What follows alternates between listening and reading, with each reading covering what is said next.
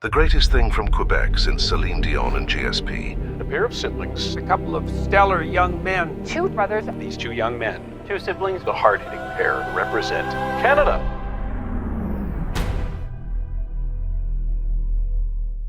Welcome to Thinkin Bros, the one and only, I can say this confidently after extensive research, casual philosophy and psychology show hosted by yours truly, Chris. And Alex. We're your favorite corner store philosophers trying to figure out life one conundrum at a time. And today we're going to be talking about, our opening segment is going to be our favorite philosopher and why. And then we're going to be talking about, well, The Ethics of Belief by Clifford, supposedly. But it's actually a summary of Clifford's point, which is a controversial paper in philosophy about, the difference of what a belief is and knowledge and assumptions. When are you ethically allowed to have beliefs? In any case, this unfortunately goes with the trend of me looking up papers online and clicking on the first link and then sending it to you as the subject of the episode without looking into the fact that this wasn't the initial paper and it was just a review. And it's quite unlike me, but we maybe have done this for a few weeks now. So I'll break the streak next week. Let's hope so. Plus, when we read them last minute, we don't really have time to change or substitute for another text. Yeah. So do you want to start with your favorite philosopher? I actually forgot that that's what we were doing, so I'm going to listen to you talk and come up with one at the same time. Wow, okay. You had one job. Well, you had two jobs. I mean, it will come as no surprise to long-time viewers, but my favorite philosopher is Socrates. Now, I've come up with a few reasons. First of all, it's the timelessness. Because we had this, just last semester, we had this history of philosophy class, and you read some of these things and you tell yourself, well, the perceived quality of a philosopher is highly correlated with how timeless his teachings are and his considerations. Like if, you wrote about the ethics of slavery back when it was a trend, you were just a trend hopper, right? Somebody started a wave and now it's cool to talk about it. But something like Hobbes, sure, he's a political theorist, and sure, he was addressing the needs of the time. But when you read him today, you tell yourself, well, this is exactly how politics function, right? And he's right about so many things. And when you look at great writers such as Dostoevsky, you read it today, I mean, ultimately, right? If you render everything, every factual element of a great writer just as part of a fiction, if these people could plausibly have lived like yesterday and the book could have been released in 2023, like Dostoevsky's work, maybe if he just chose the subject of whenever he wrote, when was that, what year? 1800s. Yeah, 1800s Soviet Union, Russia, right? If it was a fiction about that but he wrote it yesterday, I would believe you.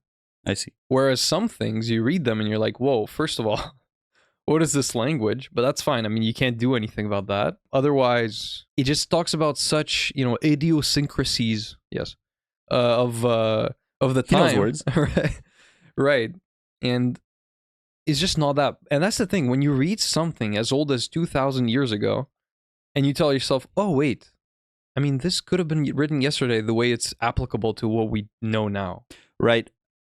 It's the sort of thing where I feel like as humans, this is work that had to be produced, and since he did it and he did it first, it's like seminal work for all the other stuff, but it's about human nature, really. So like it's applicable for stuff today. Yeah, I like works about humanity and not humans. I think if you do concentrate on humans, you get a lot of the, the nitty-gritty of the influence of the time, the specific ones. When you think about humanity and you think about like political movements or human nature, evil, stuff like that, it's obviously you can bypass that kind of stuff. Philosophy definitely aims at that, but you can definitely see in literature where things like Shakespeare become timeless, perfect manipulations of the English language and stuff like that. But right, other things just get swept up by the time.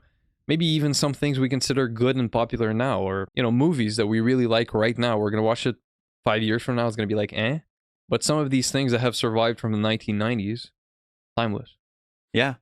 Yeah, but I mean, also they survived because they are timeless. There was probably stuff in Socrates' time that was about the times, and like Yeah, just the good stuff survives also. Like right now, things are being produced that are going to be passed on to the later generations, but well, I hope at least, like in 10 years, no one is going to remember TikTok, you know? Well, yeah, that's pretty That's optimistic. too optimistic. Yeah, But definitely optimistic. With VR coming out, now there's going to be like, I don't know, eye scrolling. You're going to like roll your eyes and it's going to scroll for you or something like that. it's going to detect in your brain that you want to go to the next video. Exactly. If not that. So yeah, timelessness is just an inevitable component of a good philosopher. The other thing is, with Popper, we discovered the strength of falsifiability. To summarize it for the viewers, it would just be to say, let's say you have a theory that all apples are red, and then you collect 1,000 apples, and you ensure that each one of them is red, and then your theory is becoming stronger and stronger. But each additional case isn't really bringing much to your theory. But one yellow apple would disprove the entire theory. So that's the strength of falsifiability. And this is the thing.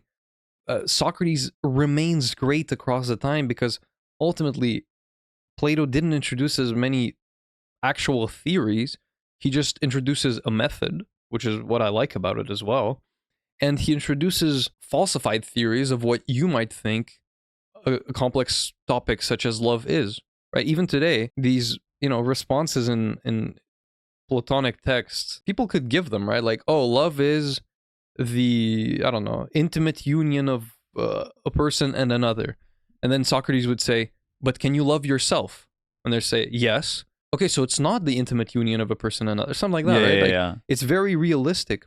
And so by using this falsifiability, which is supreme in science, for example, just as I described with apples, well, by applying it to something like philosophy, you see that it's as useful there. And again, it kind of bypasses it's what renders it timeless, right? Because it tells you in negative terms what it's not. Here's what these philosophical concepts are not. Now, whatever they are is up to you to determine. And as you said, it's a seminal work for everyone after Socrates to either try to disprove his disproval or to try to come up with something better. But the thing is, a lot of the common intuitions of what things are addressed in Socratic texts. I was gonna ask you what you think about the involvement of gods in their philosophy, and how that can make it not timeless. But I think Socrates was accused of being impious, Yeah. and so I would think, I haven't read a lot, but where I've read it, he doesn't like rest his arguments on God. I mean, a lot of the time. Actually, sometimes yes. Yeah. But the thing is, he's a smart guy, and it feels, and I'm going to open the grounds for using this expression on our podcast. It feels a little bit tongue-in-cheek, where he uses it knowing that others need that to be in his argument, but he doesn't need it because he's a perfectly rational person. But here's the thing. I always read them, obviously, just as me as a secular person, I always read it as a metaphor.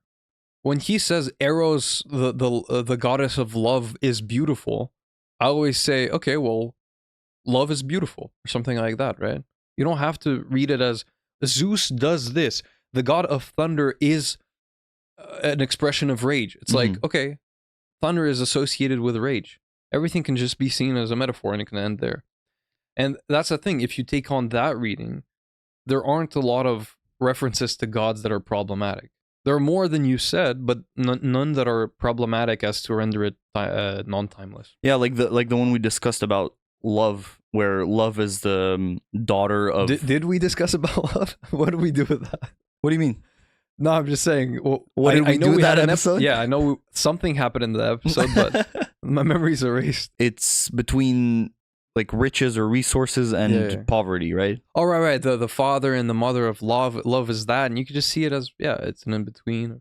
Yeah, it's just a way to characterize love and how it is, and it doesn't matter if it's personified or not. You can take the perspective of a person that believes in the Greek gods. Yeah. Ultimately, Plato is a writer, right? So these could be style figures, whatever. These figments of his imagination, right? These could be just metaphors and just embellishments of his writing. So that's fine, not problematic. The other thing is, and this is a pretty big one. I feel like his method, first of all, he doesn't teach a theory, right? Like, it's not consequentialism. It's not really Socratism or Platonism. Not necessarily. He teaches a method. He doesn't impose values on things. Sure, he has the odd, theory of forms, but again, if you express it in my terms, it's not even that, like, it's a conceptualization of something, but it's not like consequentialism where it's like, pleasure is the only good. You must do this based on this calculation. It's not that. So, and what's cool about that, and I'm sure you agree, is that it's like perfect parenting. If philosophy becomes like perfect parenting, it becomes much more believable. So what I mean by that is, for me, a perfect parent is a guardrail, right? As I said, you don't tell the kid to slide down the Slide. Yeah, thank you. Slide. But if he's like wobbling on the side of the whatever part attraction, wherever kids play, it doesn't matter. You have to be there to catch him. But you're not going to tell him, okay, use your right hand to go up this step on. Yeah. So just to make sure they don't die and make a horrible mistake. Yeah, absolutely. So what the beauty of that is that by giving a method and kind of surrounding your way of thinking through this falsifiability and always telling you what it's not, he lets you doubt the status quo. He lets you doubt your own beliefs, spoiler alert, and he lets you kind of, he guides your thinking in a way by disproving it, which is frustrating for some, but for those who seek truth, such as him, supposedly, it's the most beautiful thing in the world, just seeing the flaws in your theory. And imagine preparing for a debate with Socrates, just like debating on the capital punishment, and Socrates just like, you're bouncing ideas off of him. He's like, no, it's not that because that. It's not that. He'll like render your thing bulletproof to the average person. And he needs no preparation in his debates. He's just, he himself doesn't claim one side of the debate. I know, but he there are a lot of this historical Socrates. There are a lot of moments about him being invited to banquets, walking with a group of people, and then saying, "Okay, you guys go forward. I'll join you in a couple of minutes." And he just goes to the side of the mountain, stares into emptiness, and thinks for 2 hours. And people like try to go get him, but he's like entranced in his thinking. So he prepares for these things. I heard about like Eminem. You think he's quick-witted, and he comes up with his rhymes on the spot, but he's just already gone through it. He's already gone through every common word and how he could rhyme it with other words. Right. So all these like geniuses, yes, I'm sure the methods are in place for them to be quick-witted and to, if Socrates was who he is portrayed to be in history, and then you introduced him to the idea of AI after a lot of explanation, he would probably come up with a bunch of things that, let's say, AI can't do and whatever, because he has the method of thinking in place, which is far superior to ours. But saying he doesn't need preparation, he's just prepared for everything. That's the thing. Like, if his personality, and again, the historical Socrates kind of is known to have abandoned his family and not like spending time with his wife and children just to go around the city and piss off people that claim to know things about things, like sophists. If all of his time is dedicated to that, right, 16 hours a day to thinking, you can't really say he's not prepared. Yeah, that's true. But I guess specifically, yes, just eventually, for specific debates, that's what I meant. He just develops an intuition of errors in thinking and false conclusions. Yeah, so I'm sure both things are true, right? His methods are excellent for listening, taking in what other people are saying, spotting the flaws, and coming up with counterexamples. Obviously, the metaphors are cool too, right? I mean, in some texts, they're a little bit one-dimensional. I know in the Republic, he's like, a doctor is someone who heals the body, isn't he? Yes. A horse tender is someone who tends to horses. Yes. Right, so stuff like that. But in any case, I had something noted down. I forgot how I framed it where it made sense, but maybe this will click. The power of ambiguous stimuli and discovering the world. Like, you talk about this, about when you grow up, you think all these rules are in place, right? Your parents tell you have to go to sleep at 9:30. Well, that's might as well be the word of God, right? Yeah, it's 9:30 because that's how it must be. Then sure, you wake up to that. You're like, wait, these other kids go to sleep at 10. Why couldn't I? So then it's not the word of God. There's a rebellion there. But then you actually wake up, maybe in your early 20s if you're lucky, and you realize, every other thing is a thing that a human established. Mm-hmm. Right? You apply to a job and they say you need a minimum of 3 years of experience and a major in that and this degree. But that's not true. Yeah, You just need to do the job, ultimately. Yeah. All these like arbitrary things are in place. Like, oh, you need to not be drunk when you're driving. Well, not like, what? arbitrary. Arbitrary means for like Okay, you missed a joke. actually, huh? You missed a joke. But I said you need to not be drunk when you're driving. Like what? Like Okay. that's crazy. Yeah, that's crazy. Yeah. Not arbitrary, because I think arbitrary implies it being decided with absolutely no like with a purpose in dice mind. roll. Yeah, fair enough. Sorry? With a dice roll. Yeah, exactly.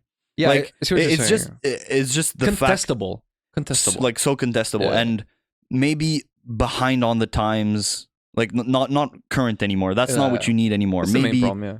maybe decided as best as those people could do, but like now there's new people that are smarter and they could decide on new better standards, and also designed for the popular generation. Whereas let's say applying for a job, like it's on a case by case basis. Someone who doesn't have a certain degree that is required may have more experience and be better at the job, Because he didn't do the degree, by the way. Yeah, something like that. and sometimes it's just impossible to because he didn't do the degree, I guess, and sometimes it's just impossible to it's impossible to have a perfect test that could be a perfect judge of character of someone and make you decide perfectly every time. So Except something like it's falsifiability, and that's shortcuts. yeah, and this is exactly how I tie it back to it, right? It's what did I say? Disprovable or contestable. That's exactly what I meant by that. I now remember, and it's that you look at us.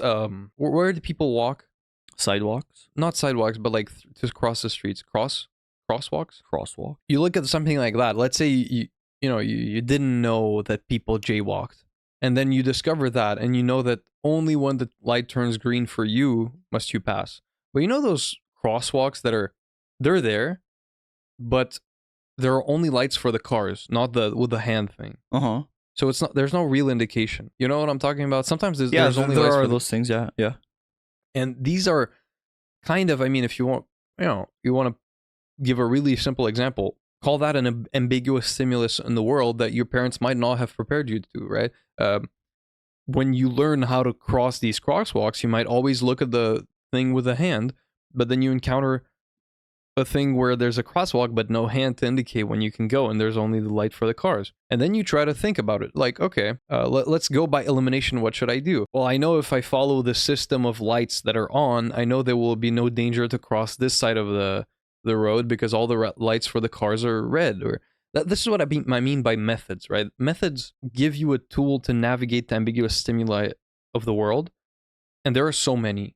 I mean, you can make any stimulus ambiguous. If you read my blog, you'd see a really good example, but not passive aggressive. So what did I learn in therapy? Just calm down. Yeah, so I guess you like the skeptic character of Socrates in general.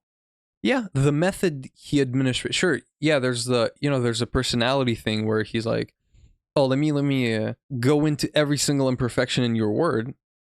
But that is the scrutiny you might expect when you're chasing excellence, isn't it? Like a really requirement-heavy boss who's going to look at every single word and the way it follows. Like you give in a text or a chronic for a newspaper, and he's going to look at the big picture, how every word follows, how you could have used a better synonym that better captures this, and yeah, the scrutiny I respect. And he gives a method for philosophy at the very least, but it could be applied in real life. Well, in real life.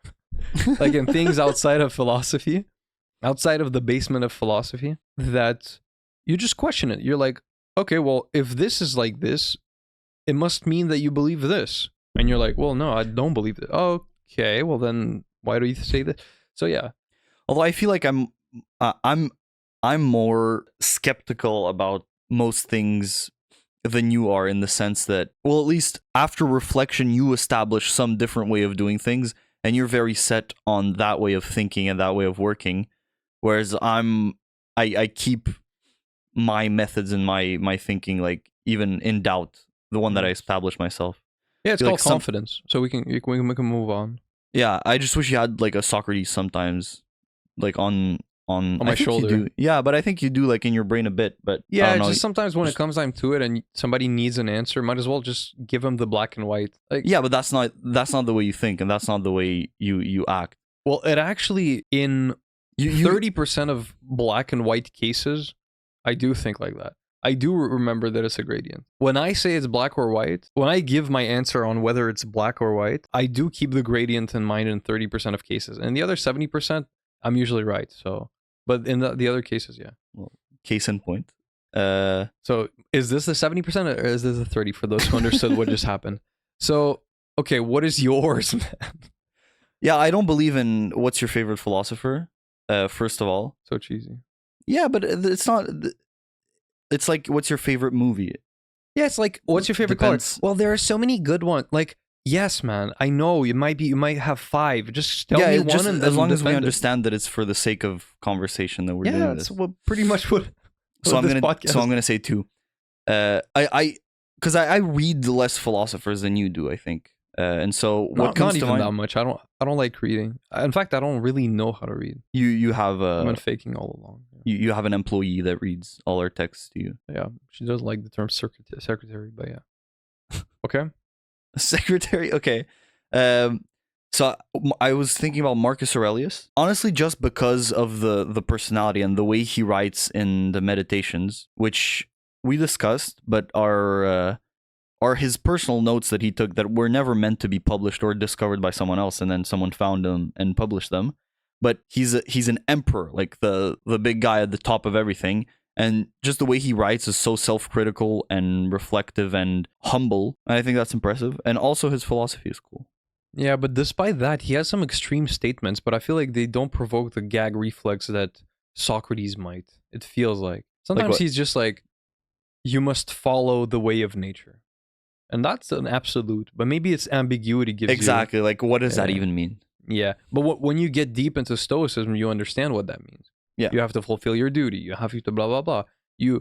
Even these things, right? Like, they have shock value. It's no coincidence that the meditations got so much attention recently. This anti-laziness movement, where one of his quotes is literally, you know, when you have trouble getting out of bed, just tell yourself, I must go to work as a human. Like, as a human being, I must do this. There's still an extremism to it. Yeah, but in me, he just doesn't provoke this gag reflex. Maybe it's not that relatable to other people, except because we do deeply understand what he means. Right. And We think we do, yeah. there's a use to being so extreme in such cases where he's just like, what?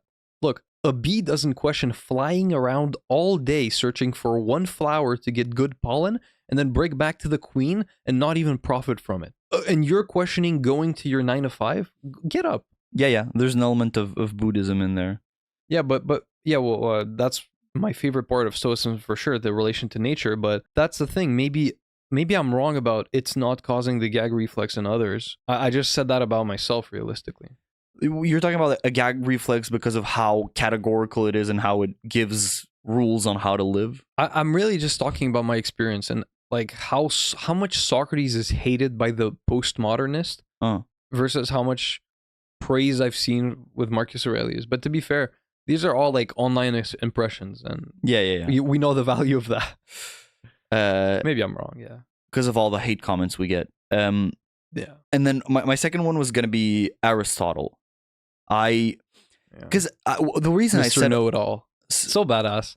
It's so like when it's not used negatively, Mr. Know-It-All is such a cool title. Mr. Know-It-All had his reign and his fall. our teacher said Mr. Know-It-all, right? Yeah, he did. Okay. I said it feels like you read more, at least Socrates and Plato, than me, or you know, read about him, read his books, and different had a class actually on him, right? Yeah. So you seem to have chosen Socrates and Plato because of a general impression. Like in your description, you didn't even name like a specific. Yeah, because you can't name specific theories either with Socrates. I did have written down the allegory of the cave because it's really cool. You know, maybe we can leave the whole allegory of the cave as an opening segment because I don't want to get into it right now. It's just so rich. Get into it. I feel like it's rich. Yeah, I do. But I just thought when you were talking about Socrates, about Aristotle and his version of the forms, And I just really like the empiricist way of thinking of, look, you look out into the environment, that's where the knowledge comes from. Woo! We're gonna play that back in slow mo. And you sort of build knowledge from that and build it up. And the fact that the form, exists but is within the object itself, and each particular really resonates with me. Yeah, so just as a refresher, Socrates' theory of the forms is that, let's say, every white thing we have right now is imperfect in some way, and it's just a representation of the original white, right? The original white Adam. Adam, the biblical Adam. The biblical whiteness. So yeah, it's like the god of all beauty, Eros, gives its attributes to everything that is beautiful, such as a painting. And beauty is unattainable, and it's why it's always out of reach. Like, we can't really represent beauty or perfect whiteness. There's always like a glare coming from some light that makes the white not perfectly white. I really don't like that thing, because I took a class on Plato, and that's a bad example of what that means. It's not that the fur of a rabbit sometimes has a gray or a black hair. That's not what it is. It's just that when you take a complex principle for which the forms were designed not for white, something like beauty, and you take its representation, such as a painting, you don't really know in which way the beauty is represented in the painting. It's not about the fur of a white rabbit being imperfectly white. Makes sense, it can be perfectly white. It doesn't matter. You just don't know what that means. That's the ultimate thing. Like, you don't know beauty. Yeah. So that's just a parenthesis. And then Aristotle is more, again, an empiricist.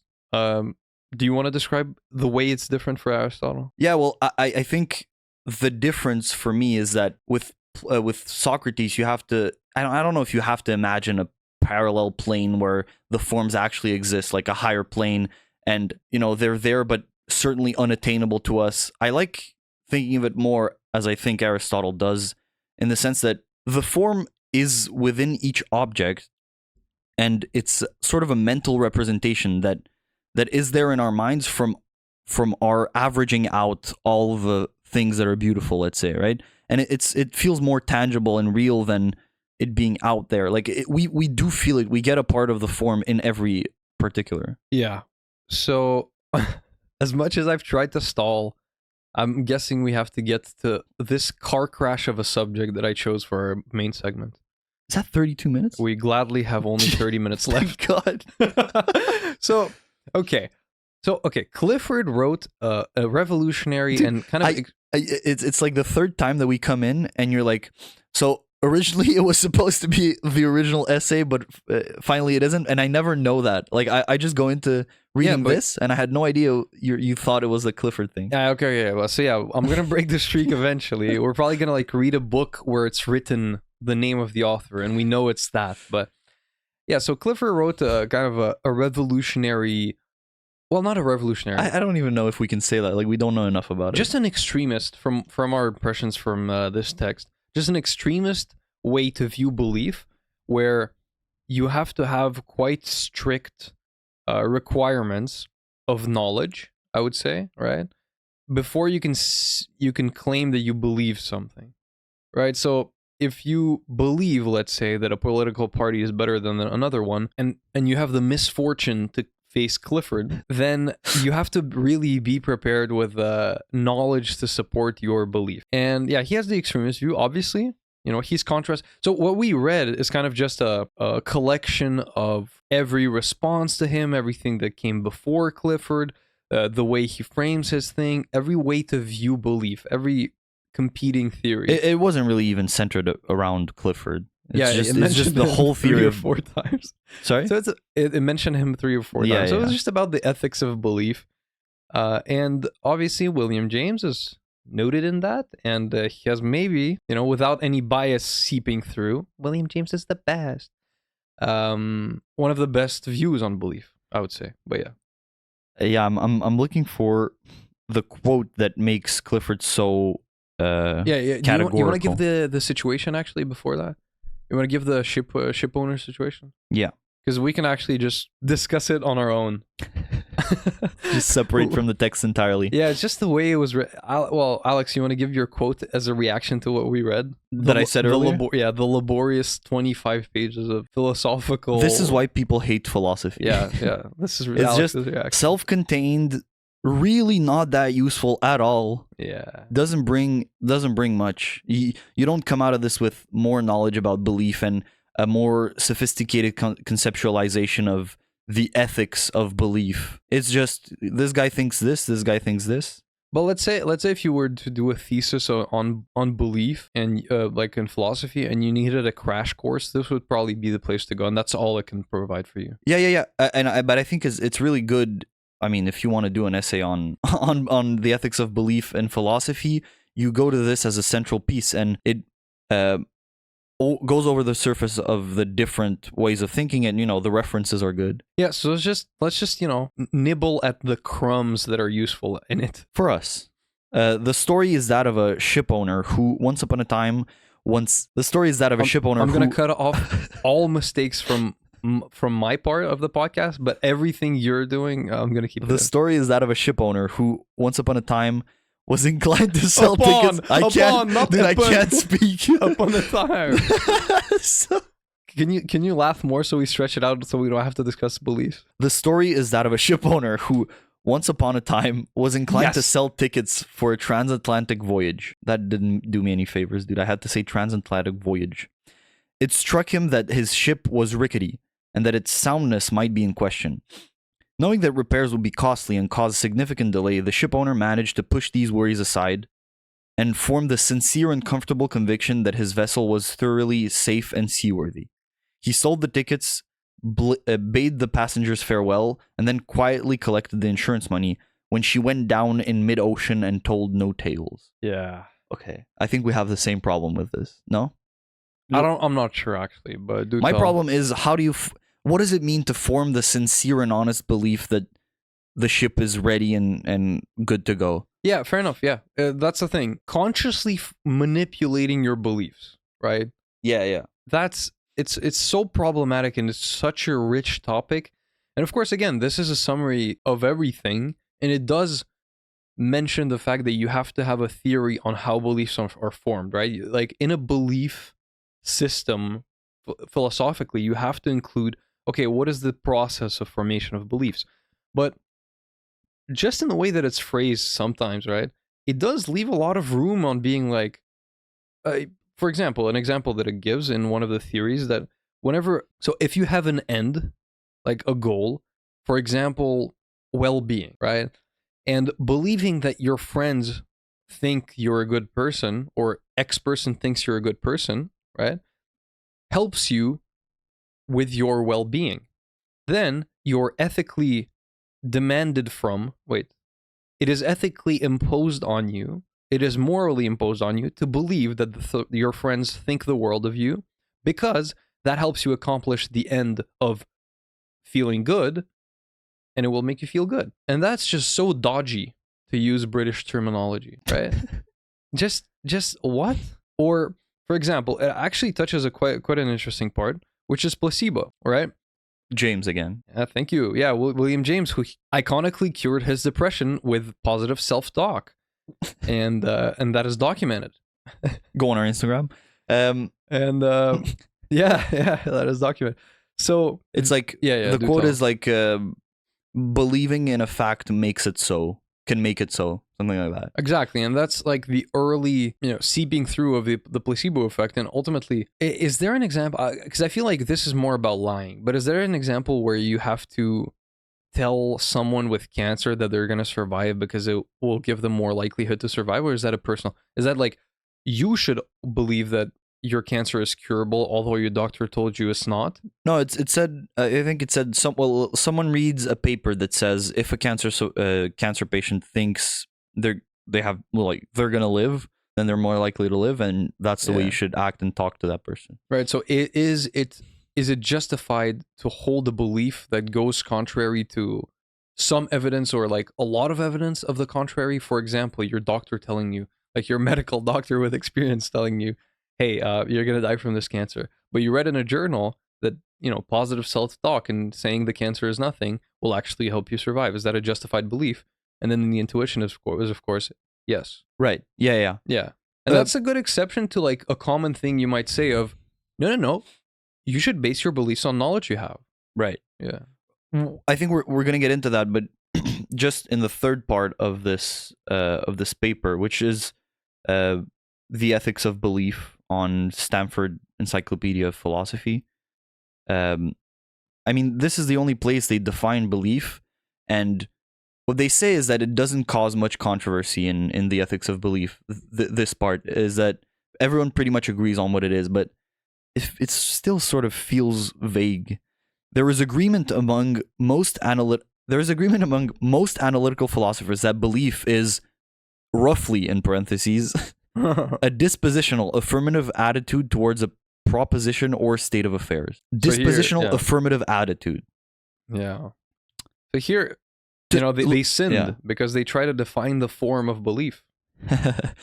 to believe that P is to take it that P is true. Note that this doesn't mean that the subject explicitly believes the proposition P is true. So okay, look, it's like you don't need to believe it's true. I sort of get that part. It's not objectively you say I have a claim to the truth, the absolute truth, and I say that it's true. It's just that I believe it, but it's still finicky. Like, where's the line on that? Well, yeah, I guess that's where the ethics of belief come in. Yeah, and it comes back to your mentioning that it's so self-contained, just as some philosophy is blamed to be, because ultimately belief is so case by case. If there's anything, right, considering our old podcast format where I thought you could make a theory of everything, and I still kind of believe that it's possible by thinking a lot, but whatever. This isn't like me to say, but if there's something that is case by case, it's belief.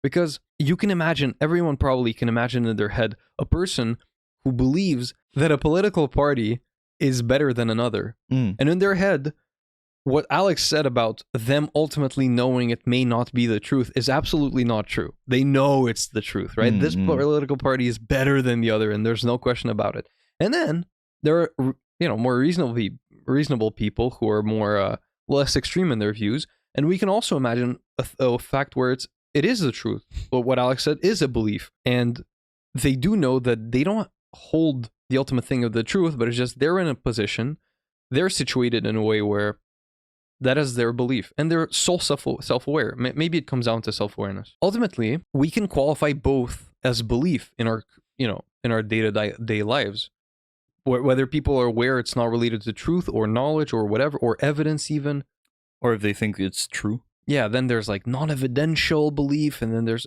it's so right. But that's like naming belief and what it is, and then there's ethics of belief, like what we qualify as belief versus what we should do is different. Look, Clifford's principle. Okay, there are two sides to the ethics of belief: the evidentialist and the non-evidentialist, and the lines get quite blurry. I warn you. Clifford's principle. He's in the paradigmatic evidentialist. He says, it is wrong always, everywhere, and for anyone to believe anything on insufficient evidence, which is the extreme stance. Introduce the larger problem of what is sufficient evidence. Exactly. Right? It's obviously what is sufficient evidence. If sufficient evidence is having proof of the truth of the matter, then it's impossible to obtain sufficient evidence about pretty much anything. Yeah. Also, funny side note is that Clifford actually survived the shipwreck. So that example for him was personal. Like, it's not one of my thought experiments about like a futuristic castle on an island that I rule. It's like he survived it. So there's also added bias from that. But no, I don't actually believe that it adds bias. It's just a thought experiment that is easy to think about. Look, for me, it's really down to the practicality of it. You can't. I think the way you can modify and sort of force Clifford's principle to be sort of reasonable is to modify the line of sufficiency across levels, because there's a lot of things you believe in your life you don't have time to research. Like, if sufficient evidence is always look at the peer-reviewed papers and the meta-analyses of this and this and this and this before you do anything, then it's too much. People don't have that sort of time. You believe things, you assume things, and that's okay. And you shouldn't. You're not morally blameworthy for that. Yeah. There's a thing in Buddhism where there's a story. He just Where, went calm when he said Buddhism. There's a thing in Buddhism where a Buddhist master comes to a new village and he starts writing down, I think, starts writing down on a rock the laws that he will impose on the population. And then some monks come up to him and they say, no, you can't write these down. Because upon reading them, people will develop a litigious heart. And this is what happens, right? We write down the law and we impose something on people. And then there are defense lawyers. People develop a litigious heart because as soon as something is written down, is unambiguous. And when it's unambiguous, it becomes contestable. What when it's unambiguous? Well, I would say it's concrete. And anything concrete, because human nature is so complex, is not bulletproof because there are counterexamples to everything, correct? I mean, you can... the proof of what I just said is literally the first 25 episodes of our podcast where I try to make stuff concrete and you try to disprove it, right? Yeah. But I think I just had like a reaction to it because you said unambiguous, but I think a lot of what defense lawyers do is look at the phrase and they ambiguify it. Yeah, they ambiguify it, and fair enough. So it's more concrete that I wanted to say that. And also they say, look, this is my interpretation of what is written. It is written though, like it's there, so they can also point to their reality in an interpretation of the same sentence, like the two different. You know realities. what? I might be like 180 degrees wrong because it is what you're saying, and the ultimate thing, it's like self motivation or these decision-making problems that we have, that we kind of point out in modern people. You always know in your... This is what Zen Buddhism believes. You always ultimately know in your heart what's right. Everyone knows it. And it's by putting it into words that were kind of... And imperfectly so, because only kind of... I mean, if you want to get religious, only God is perfect. And he put the word of the law, the morality in your heart. So you always ultimately know. But by trying to put it into words, you make it imperfect. And that's where interpretation comes in and kind of messes it up. Why are we talking about this? So we're talking about this because I feel like this is the biggest effect of what... This is the clearest representation of that, where... Right. But belief can be that, belief can be this, belief can be related to knowledge, belief can be extremely determined or based on evidence and what... But now... So I wanted to say that based on what you were saying right before I started talking about Zen Buddhism, this article is a clear representation of either the phenomenon that I just described, where something is kind of very easy, like, oh, I believe that this, nothing to it. Add 25 pages of philosophizing to it, becomes problematic, right? Or this article didn't do justice to Clifford's point or all these categories of evidentialism, not evidentialism, where you and I feel like we came out with more questions than answers, or more questions than we had before it. Because before I gave this article to you, I tell you, what do you think belief is? You would have given me a real quick answer, no problem. You have a very good conception. If I give you the case by case, every thought experiment, you could probably answer me what you believe. But when you put terms to it, whoops. Right? So it's either an imperfect article or an imperfect science that they developed about this belief thing. Yeah, but I think it inevitably doesn't do justice to the things it mentions, because it's a 25-page article about probably thousands and thousands of pages, right? That the person read. You know, that's fair, but I've read the things, and in our experience, we have seen and read things that are very, very short and sweet. Yeah. And very convincing. It's also about the nature of the project, right? It's as if they were trying to present to us like ethics, intro to ethics, and they quickly talk about all the sorts of consequentialism, all the sorts of deontology in 2 pages. Okay, but the alternate theory, the alternate universe theory, I forgot what it was called, but the loneliest paper in philosophy? Yeah, the loneliest paper in philosophy episode. I feel like he didn't just give us an extremely funny thought experiment with philosophical humor and quite a bulletproof argument, but he also illustrated what it might mean. Like in the process of considering the alternate worlds, he's like, well, let's say I tell you, do you remember what the principle itself was called that he was exploring?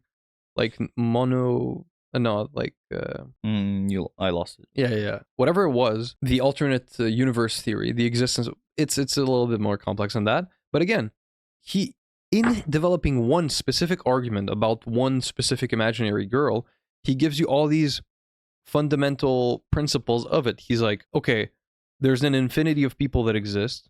Therefore, there must exist a person that exactly fits the description I'm thinking of. If I think of that person, she exists in one alternate. Like, these are interesting implications, and it was so bulletproof. I feel like, once again, it's about the nature of the project, right? There's stuff you can build from the ground up, and maybe this could have been built from the ground up in some sort of way, but you know, it's a lot to say. Also, it's like a reference summary article. If you're taking a class in university called Belief, you read that and then you kind of associate, okay, we just read 30 pages of William James. Let me map him onto this article, kind of. Yeah. So that's why maybe it was really useless to us. Also, insufficient thought experiments. If you want to write a philosophical thing, you need imagery. Like, I desperately needed imagery in stopping. Like, I needed him to stop just saying, non-evidentialists believe this. Here's an argument for this. Like, just yeah. He just hops into like prudential or moral or epistemic without saying, okay, like we know what the word epistemic means. Okay, it's about knowledge, but how does it apply to belief? Yeah, like we'll talk about this later, not too much later, but it's like the motivators for ethics of belief. Do you base it on prudential values? So yeah, like the ship example is kind of clear. Like, should I be prudent in this case? Yeah, I have to think about that because it's not even clear. Yeah, but like, do you base it on epistemic, like an epistemic value, epistemic considerations? Do you form your beliefs solely on, you know, truth and knowledge, or is it about morality? What's best for other people? Yeah, but he sort of hops in without like introducing. Okay, this is what it might mean to base it on prudential values in this context. The word doxastic. Yeah, but I mean, it's just said. But I mean, you look it up. It just means about belief. Yeah, I know. But yeah, it's like epistemic, but for belief. Yeah. Also, he used the in a lot of his examples, he used the term epistemic requirement. But I can't even conceptualize what an epistemic requirement is, because it's always ultimately going to be for a moral end. I see. Well, like, you're not obliged to, you know, clearly define the confines of your knowledge if it's not for another end. Like, being clear, being, I don't know, convincing, moral, I don't know. I mean, epistemic requirement, makes sense to me. Just let's say belief, which, I mean, it's sort of, it's a distinction is made between belief and faith at the end, but belief in God, let's say, anyone's belief in God doesn't meet the epistemic requirement in the sense that, according to James, according to what's the word about faith, fideism. Fideism. Yeah, fideism. Well, there's multiple versions of fideism, and that's what I was talking about. At the end, they make a distinction between faith and belief. But whatever, you know, epistemic requirements just means how do we establish epistemic requirements? How do we establish the level of knowledge that's necessary for us to confirm, or not even confirm, because it's not about truth. Once again, you see, it's like it's so finicky. It's just like the level of knowledge you have to believe something. Yeah. To also, for it to be permissible to believe something. Yeah. Also, imagine like creating a whole new category like fideism about defending beliefs not based on knowledge or evidence, but based on faith. And, you know, like from thinkers like Kierkegaard. And all these people did was just build a philosophy around the epistemic permissibility of believing in God. Like, to us, this could have ended at the case-by-case analysis of, look, usually a belief, for example, what political party is the best, should be based on evidence. Instantly, you say, oh, but I'm religious and I have no evidence for it. Okay, well, this is a different case. It's acceptable. It's not immoral, blah, blah. Also, the principle of, oh, if believing something makes you better off in this world, or is there like, there was a phrase like, better off in the world or better. I don't remember that. Better placed in the world. You have a moral requirement to believe it if that is so, and for religion it is so for like most cases, right? So, well, hopefully. Anyway, Back it's so to scattered. Clifford versus James versus everyone.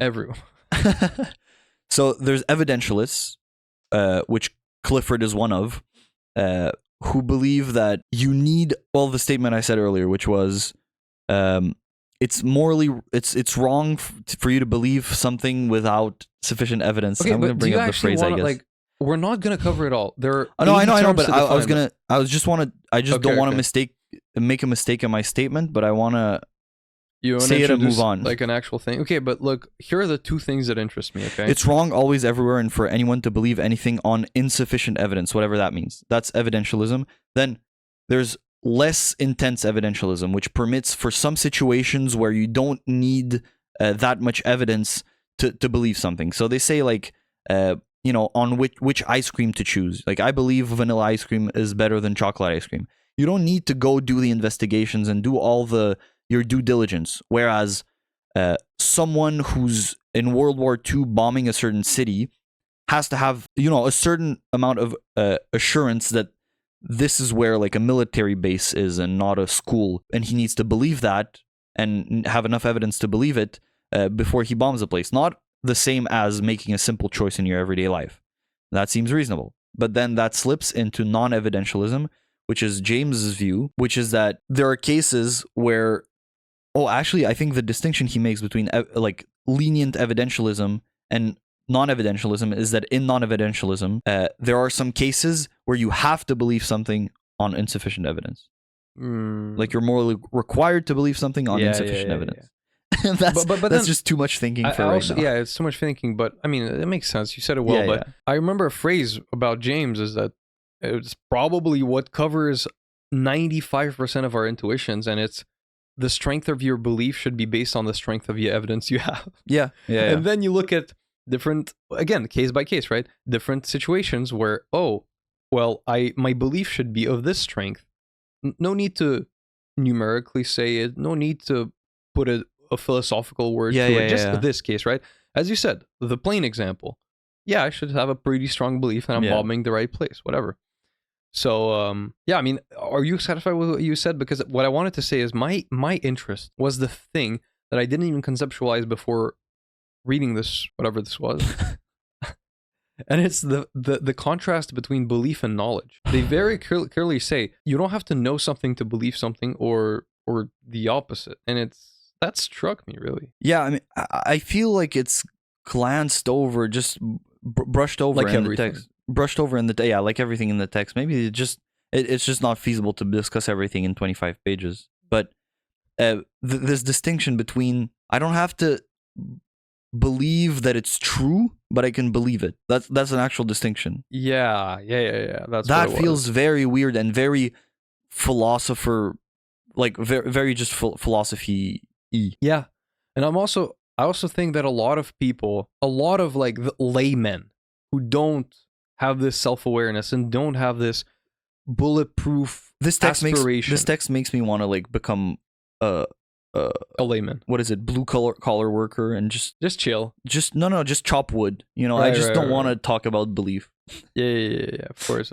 But I feel like it captures. Well, it's so, again, coming back to the use of the word self-contained, because a lot of people who aren't aware that this is true, right? Like, I do have some beliefs that I can say I wouldn't qualify as true knowledge, such as Socrates defines it, right? Like, I think I can define beauty for you, but am I accessing the forms? Well, I'm not that pretentious, right? Something like that. But for the layman, for 95% of people, everything they believe, they think it's true. Like, that's my strong intuition of how you talk to people and the conviction with which they say things. Right. And then if you point out, hey, but we're having a debate, and the reason I have counter arguments for you is probably because what you know or you believe isn't true actually, and even what I believe isn't true actually. Right. You do know that, right? Yeah. You're gonna say what? Yeah. That seems reasonable to me. Yeah, you have to sure. remember that. And what addresses this sort of in the text is that what it's called is doxastic norms. So how do you decide what belief you can have and what belief you can't have? And the first of the doxastic norms is the prudential norm. So it's prudent for you to believe something, or believing something brings about a good outcome, and it's prudent for you to believe this. And so you must believe it because it's good for you to believe it. That's one way you could arrive at an ethics of belief. Can I disrupt your flow? Yeah. I know you were in flow state, but do you remember in late high school when we were studying the history? SATs? Yeah, for SATs. The history of Quebec, and essentially wherever this was, it doesn't really matter. Whenever they got invaded, they had to change religions and plead allegiance to some other religion if they wanted to live or have a job or have a spot. The history of the world, that just happens, right? Yeah. That just happens sometimes.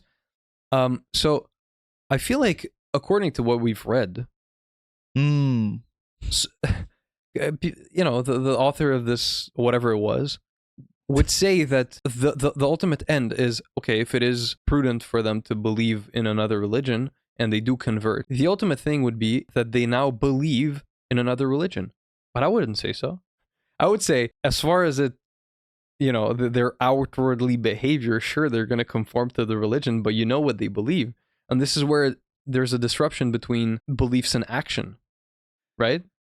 I mean, that's just called lies, actually. That's just called lies. I think there is a distinction, though, in the text about something you profess is not necessarily something you believe. And, I mean, it's just way too complicated. I guess it's way too complicated to fit in 25 pages for sure, because all these things we're talking about, like, there's so much. I'm going to call this a shipwreck of an episode, and I'm glad that there's the shipwreck example. I would have called it even without the shipwreck example. Do you have to talk about the philosophers at the beginning, though?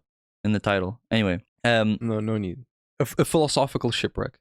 Yeah. And then there's epistemic norms, as we said. Epistemic norms just, I guess, say that it's not defined. Once again, I wanted to structure this a bit more, but it just hops into epistemic norms, and it says James talks about epistemic norms and moral ones, or something like that, and without really describing it. So I guess what matters is, you might say, like, oh, it's a philosophy thing. Of course, just go look up what epistemic norms mean. But to James, it might mean something completely different than to Clifford. That's the problem for everything, right? Yeah. And so having an epistemic norm on the formation of belief is about, I guess it's about truth and knowledge, and your formation of belief is based on the knowledge you have, and that's the requirement, the moral requirements. And I say moral in the definition, but the next norm is moral. So I guess moral would have to do just more with the impact it has on other people, the impact your believing this has on other people. Okay, so now you like perceive what my problem with saying the word epistemic requirement is, right? Like, yeah, for it's sure. Ultimately moral. But the text comments on this too. I feel like you want to bash the writer of this text and assign to him some imperfections. No, but some view, like some he thinks this or whatever. I think it's just a presentation of that, but it's not even that. Like, it's not that I'm trying. I think because it's so scattered in my mind, I genuinely didn't understand. So it's not out of malice. Like, I am confused. This does take like a inexorable amount of energy to read and concentration to read. Yeah. So did we reach the time? What is it? An hour and 6 or something? 5? Yeah. We've probably. So, okay, as far as practical consequences go, I think because this surprised me, right? So again, no bias, but because it surprised me as a person, I think distinguishing knowledge from belief is not a useful thing. I think you should always chase knowledge, and whatever you can't confidently call knowledge yet, and again, we can go back to episode 1, right? You can call belief as an intermediary to knowledge, and always have it as an ambiguous and lacking partially foundation principle. I like that. Look, there's one example in the text that's, you have a substantial amount of olfactory evidence that your son is smoking drugs, but it's prudent for you to believe he isn't, because you want to still like him. You know what the solution is? You don't it's either you don't know if he's smoking or not, or you know one way or the other. And that's it. You can not know. Yeah, it's not about if you choose to form or not form the belief. It's whether you choose to confront him or not about it. Yeah. Like, it's two separate beliefs. I know this is the case, and their second belief, I think it is smart to confront him about it, or I think it's not smart to confront him about it because it's going to destroy our relationship. And That's and all the it higher comes down order to. belief of if he's smoking or not is I don't know. You don't know that. Okay, so figured it out. Figured it out because ultimately it wasn't even put interestingly. The choice of forming a certain belief was up to you in this article, and it's just not. That's part of the debate, I think. And it's Inside ultimately the paper. of course, again, right? Practicability. It's ultimately how it affects your actions. So even in considering, like, in this, how do I form my actions? These, preliminary considerations of how to form a belief aren't even there. The ultimate thing is what you're gonna do is, if there's a tough action to go through with, you're gonna form a pros and cons list and be like scientific about it. Well, I think maybe not everyone does that. I think Or if it feels good, you should buy it. the practical takeaway for me is it's not practical to read about the ethics of belief, and you shouldn't. Number one. Yeah, I think, okay, so whatever. I think it took me 3 hours.